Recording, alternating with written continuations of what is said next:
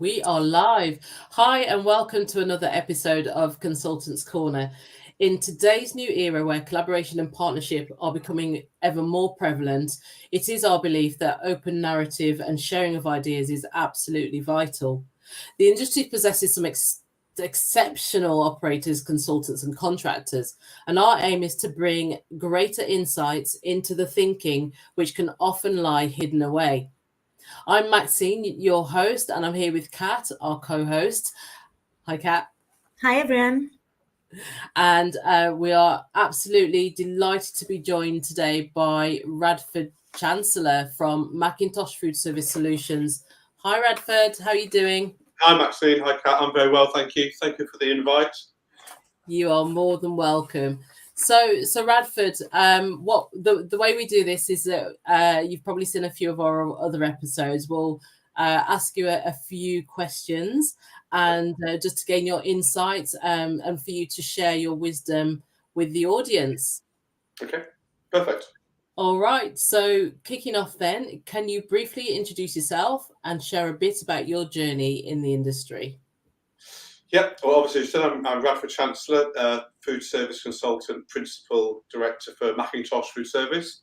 I'm a chef by trade. I joined the industry when I was 16. I actually joined the army and did Army Apprentice College, hotel management, City and Guilds, 706, 1, 2, and 3. Did 5 years service, left there, went to work for then what was Gardner Merchant, now Sodexo, as an area supervisor. I had a short spell after that with Rationale. And then when I was 25, I saw a bit of gap in the market with employment agencies. It was before the big influx of the European workers, really. So we're going back 25 years. And I started something called the Catering Agency when I was 25 with the help of the Prince of Wales Trust, which we started with just 3 people working. I was one of them. And when I sold it when I was 30, I had 110 staff a day working, turning over 2.2 million. So yeah, that was good. Then moved on to during that time, we were doing training and stuff with people like Rationale and BKI, Moreno, Mary Chef. So I carried on doing that training business. And then around the time of 2008, 2009, when the crisis came, the training sort of slowed right down because they didn't want to farm it out. And that's when the consultancy started. So really, for the last 15 years, I've been consulting. But I would probably say only in the last 10 years, I've really been consulting. So, yeah. That's a great achievement at such a young age as well. I remember I actually started in facilities management in my late 20s, so it just goes to show what can be achieved. So we're going to talk about some new thinking now. How do you think the narrative of the industry has shifted from traditional to new thinking? Well, actually, I predominantly am a design consultant. I do dabble in management, but these days I tend to give that to, in fact, most of the time I give that to my management colleagues, people like Chris Stern, who you've had on the show. So for me, it's about equipment, really. A few new thinking is really on every single project that I work on now. Some distributors hate me for it, but I require open book accounting. So we want to know, what does the product cost, what the margin point is, what any uplifts, and then I also want evidence of that. We don't check everything, and to be honest, I've got a good breast of the manufacturer's pricing and discount structures. Been doing it for such a while, but that open book accounting is really critical. The clients like it. We've all got to eat, and we want to make a margin, but it's a sensible margin. Especially when you come down to things like variations. It's about playing fair and being fair with the client, but also fair with the distributor. So variations are when the contract's awarded, things change, and it's just about making sure we keep those costs in control. And then new thinking, and again, it's not a particularly popular move, but if we're on a very big project, so we're talking a million, you know, 500,000, 1 million, 1.5 million. Sometimes we have to break the package up. So whereas probably pre-COVID, the distributor kitchen house would have got the full package. Now maybe the extraction, the canopy, the ducting, the plant is all broken out directly to another manufacturer. Sometimes the cold rooms are broken out. Sometimes the cook lines are broken out, or the light equipment. It just depends on the project. And rather than value engineer the product, and when I say value engineer, I mean taking it from a high spec to a middle or low spec, I say to clients, well, let's break it up a bit. Let's go direct to manufacturer where we can. Still would give the distributor 500,000, 750,000 on a good margin, but we're able to save quite considerable sums. I mean, recently I've done it on a project, and we're saving up to £100,000. It's serious money. And why is that not so popular, Radford? Because obviously the distributors, kitchen houses, they're there to sell. They would like to do the full turnkey package, of course, the full everything. And of course, I'm taking it away from them, going direct to manufacturer and affecting their margin. You're disrupting the market. A little bit. Unfortunately, it's either that or we value engineer. So there's the two choices. We've got to save the money. So either we start ripping the project apart and down speccing it, or we give the client the very best project, but we have to go direct on some bits. And most of them go, yeah, we get it. Okay, fine. Yeah. Not happy, but fine. And it's quite interesting you say that, because transparency in the industry is really key. But why is transparency crucial in today's industry, would you say? I mean, it comes into ethics, but we'll come on to that, I suppose. But transparent, I suppose it's just the cost of things, the inflationary pressures. I'm working on projects 24, 25. I'm trying to give the client a budget. We might be looking at 10, 15% price increase. Some products have really rocketed, and I mean really rocketed, like doubled in price. Yeah. So pre-COVID, we might have had a project 300-400k. It's now 600-700k. So that, I think, is what has driven transparency. When I talk about transparency, I'm talking about that open book accounting. Ethics do come into that, but I think that's something for later on. But yeah. Thank you, Radford. So next question: how do you foster collaboration in your projects or teams? Okay. As a consultant, I mean, recently I've just done a project for a very nice hotel in West London, and the first project meeting I went to, they were a little bit sceptical. There was 28 stakeholders, and I was like, wow, okay. So then I have to navigate and work out who the key players are, who's the movers and shakers, who the influencers, and almost have to break them up because I can't manage them all. So then I would maybe do smaller workshops with them. Once I get to concept design, I mean, I do things slightly differently to a lot of consultants. So I move to 3D quite quickly because I find my clients find that easier to understand. Get the key stakeholders on board, make sure they're happy, make sure they've been listened to, then start pushing it through the rest of the project. Because some of them, like the M&E consultant, he doesn't really care what the project layout is, but he wants to know what the energy is, what the gas is, have we got wood, have we got what extraction we need. Yeah. So that's, it's managing them, breaking them into smaller groups, listening, and really trying to see the project from a chef's perspective, an engineer's perspective, a client's perspective, and then working all their views and bringing them into line. And obviously, at the end of the day, it's their project. I want them to be happy. In terms of how I share knowledge on a project, so as in with the stakeholders, they might use things like Autodesk, Box, Dropbox, and then for wider industry, my main platform for sharing knowledge is LinkedIn, really. That's pretty much what I use. Yeah.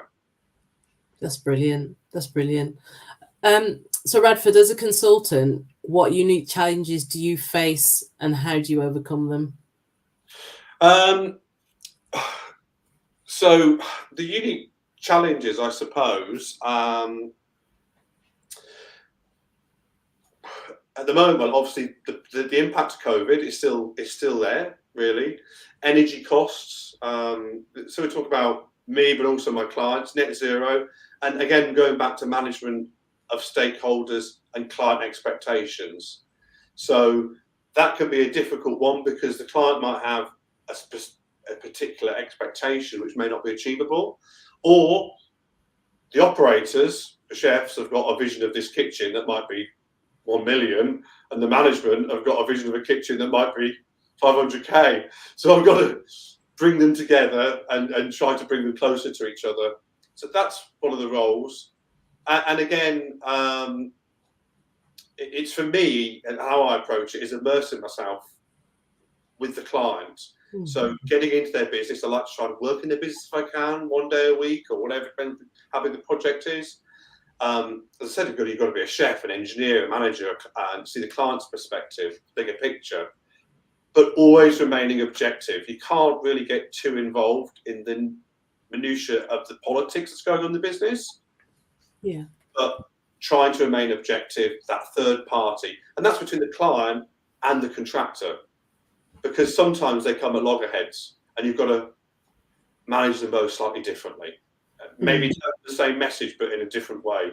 So to keep the peace and make sure that we're all heading in the right direction.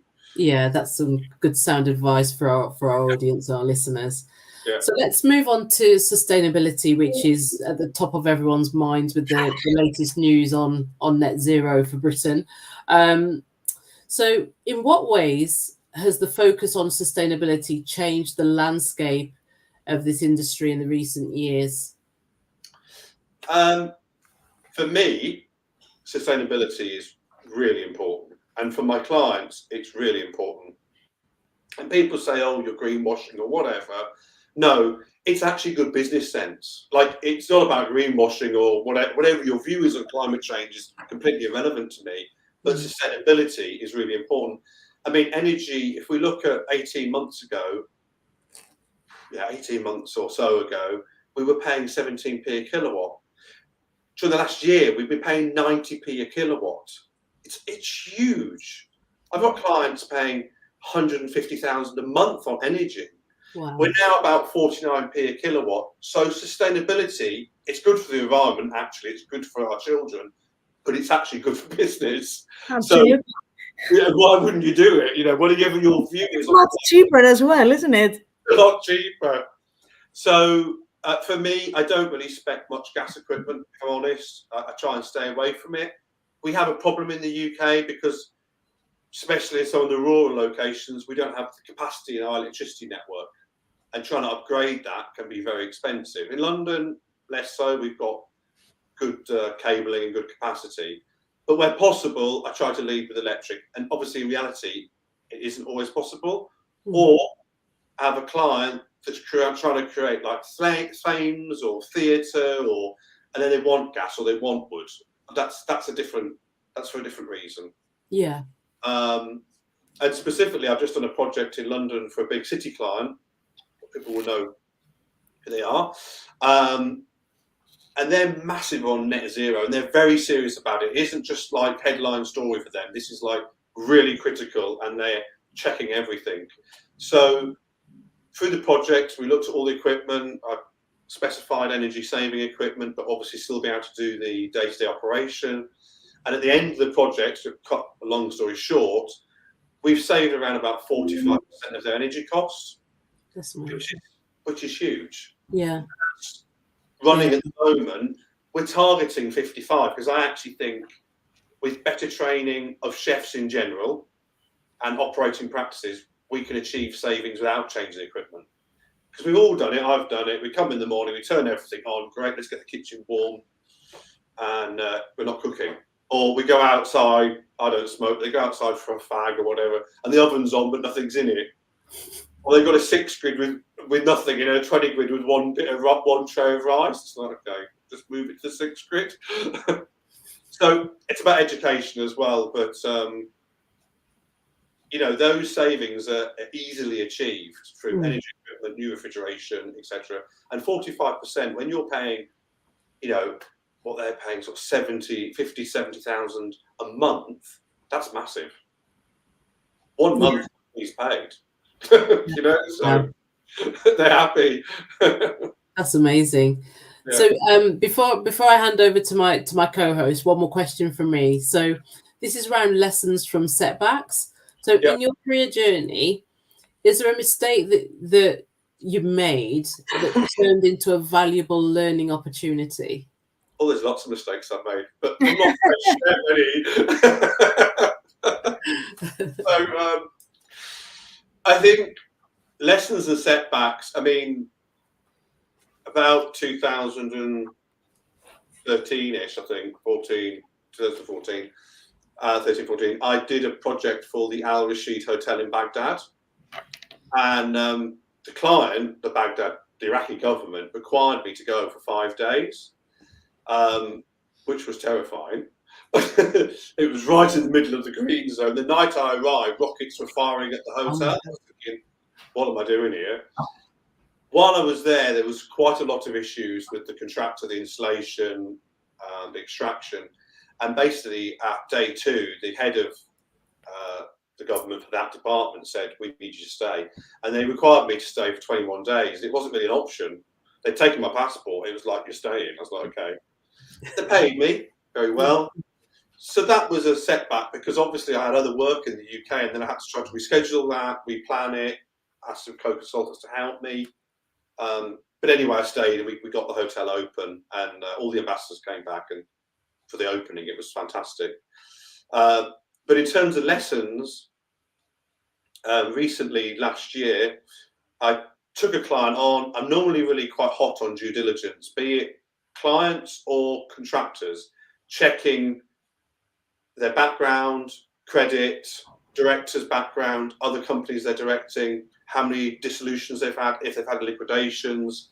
But this guy, I just really liked him, and we got on, and I didn't do the normal checks.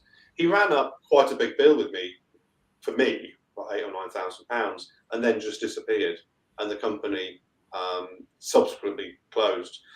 So that was a lesson for me, was just because I like someone and I get on with them, you still got to do your due diligence, whatever that may be.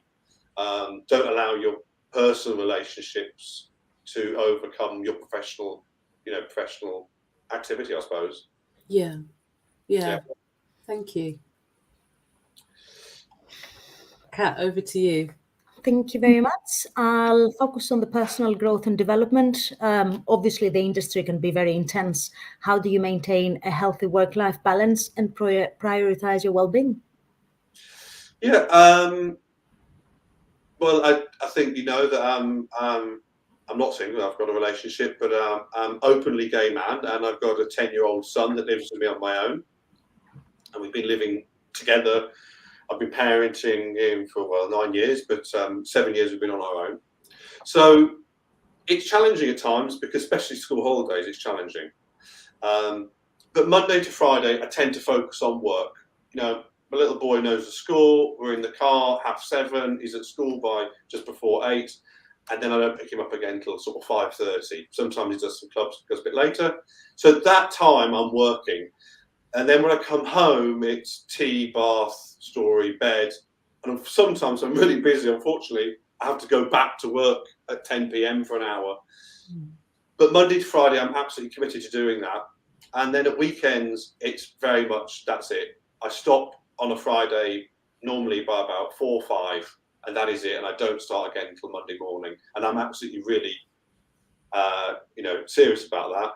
And then holidays as well. You know, when I'm on holiday, because I'm a small consultant, I sort of check my email half an hour a day. That's it. You know, my partner and my son know I have to do that. Once I do that, that's it. I switch off. It's just easier for me than leaving it. I can't leave it for, So it's about really, it's a cliche, but it's work hard, play hard, really. And I really, it's cheesy, but I enjoy what I do. So a little bit easier, I'm jealous of the people that can switch off at the weekends and admire them at the same time. Thank you. If you could give one piece of advice to someone starting in the industry, what would it be? I think network. like really network to death. Like, you know, pull on those relationships that you build with people because they're really key. I would probably say like 70% of my, no, even more, 3/4 of my work comes from other consultants or people in our industry, networking. And, you know, obviously I pass work on. Collaboration, so working with people, collaborating with people. And if you're starting out as a consultant, don't expect to make any big wins in the sort of first couple of years. It takes time because you've got to build up a client base, you've got to build a reputation up, you've got to build up a style. It does take time. I mean, you know, the first 5 years, it really was hard for me to get off the ground. People would actually say to me, "You're not really a consultant, are you?" That's what they'd say. I was like, okay. I remember who they are. Do you feel that with what we went through with COVID and the lockdowns, the networking scene has changed? It has. I think it has. I think we've got, my networking groups are smaller. I mean, I'm part of Hospitality Network, which is a great networking thing as well. I think it has changed. I think we're probably networking more. I think. Well, I am anyway. I find that's a great way to get work and collaborate with people. So yeah. Thank you. Can you share a book or a podcast or a resource that has profoundly impacted your professional journey? I would say podcast, Diary of a CEO, you know, Stephen Bartlett. Mm-hmm. I love that podcast.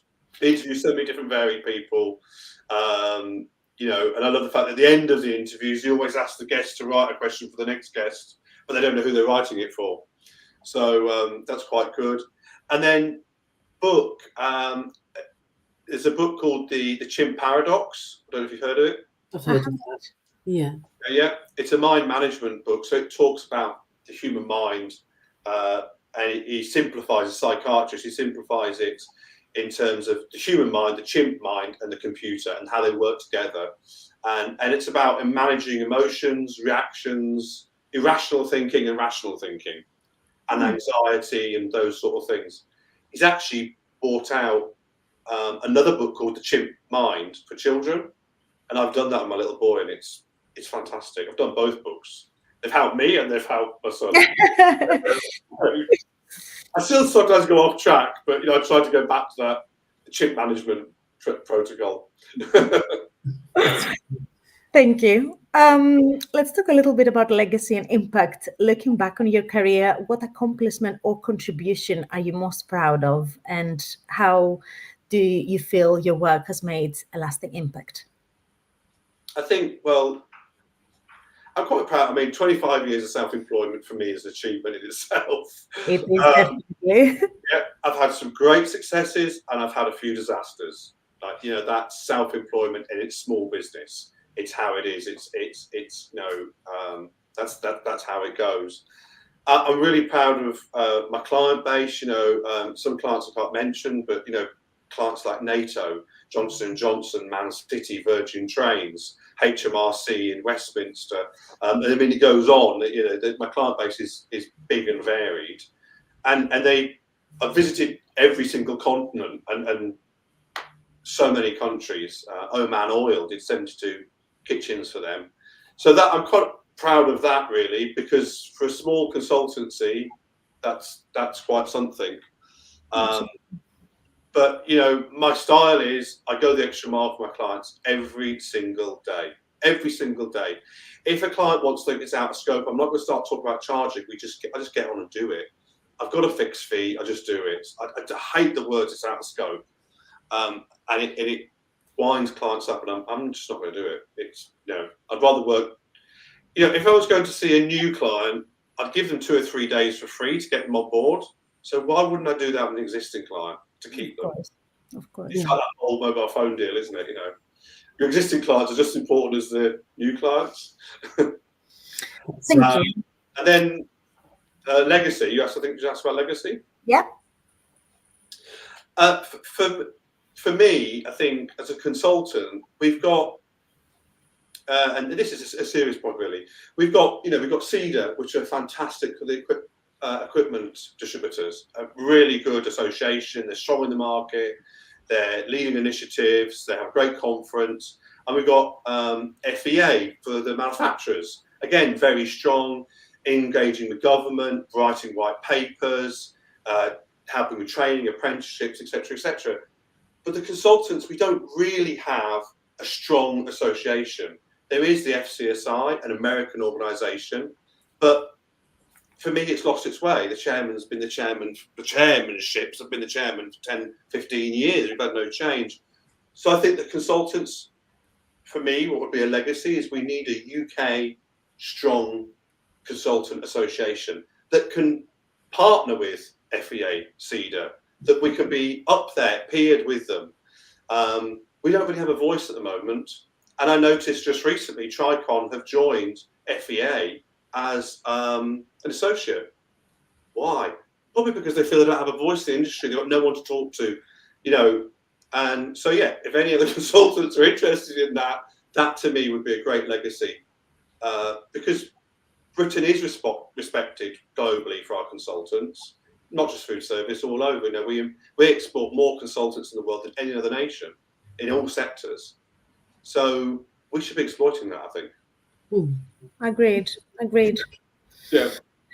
Thank you very much. Can I just also touch on the previous comment you made about the catastrophes you had and disasters as a self-employed person? I think that they actually carry more weight than compared to if you're an employee of a company. And I've been on both sides, but I think the disasters you have as a self-employed, they certainly carry a lot more weight.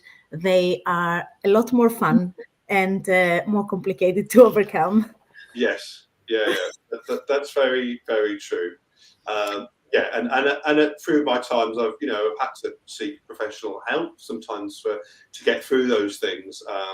But yeah, they can have bigger impacts. Okay. Last question for me. What is a goal or aspiration you have for leaving a positive mark on the industry or the community? I think, well, what I've just said there about an association, a British association for consultants, that would be an aspiration. That would be something that I would love to see happen, love to be involved with. And I think as well, just regardless of what anyone, I've been around a long time, at times probably slightly controversial with some of my thinking. But one thing I'm really proud of is I try to be ethical and honest, with my clients, with contractors, and I think it's really key actually. Regardless of whatever rumours people want to say or whatever, that for me is something that I'm really focused on. So that I think if we can all just be professional and honest and decent people, then that's a great thing to leave, isn't it? Really, it is very much so. It is. Shall we have some fun with a rapid fire round? Yeah. Go for it. I'll start. Radford, coffee or tea? Tea, definitely. Yeah. Early bird or night owl? Early. I'm in bed by 9:30. Most nights unless I'm busy. I work late. I'm early. I'm up early. 5:36. Yeah. One word that best describes your work ethic. Committed, I think. Yeah. Focus, yeah. And if you could have dinner with any historical figure, who would that be? Without doubt, Queen Elizabeth II. Without doubt. I mean, for me, the best leader the world has ever seen, and I think probably will ever see. And we all, I mean, I'm sure most people in this country, when she passed away last year, were gutted, shocked, crying. My partner spent 10 days crying. There's no word of a lie. And at the end of that, I was like, well, this is enough now. Like, she was great, but we need to stop. But yeah, definitely, she's fantastic. She was fantastic. Yeah. I agree. Wow. Even for a foreign person, I would say that. I've been in the country for many years, but I could actually see the impact that they had in this country and beyond. Yeah. And beyond, yeah. And you know what? She had a journey and a half, didn't she? The ups and downs, but but has really shown how to lead at a time when we haven't often had leadership. Yeah, she's a very stoic, and has definitely left her legacy. Kat, thank you for joining. Radford, it has been an absolute pleasure just getting to know you, just getting to hear about your experiences, and we really look forward to you making your mark on the industry. And bring the controversy, and bring, they're the views and the disruption that makes for change. That without that, life can be a bit boring. It can be boring. Just continue to be exactly how you are. But of course, I have to also keep my solicitor happy. We're looking forward to seeing you creating this association in Britain. Absolutely. So this has been Consultants Corner, where we're creating better understanding and insights and changing the industry narrative. Thank you so much for listening. Until next time, take care, everyone. Thank you. Bye-bye. Good night. Bye. Bye.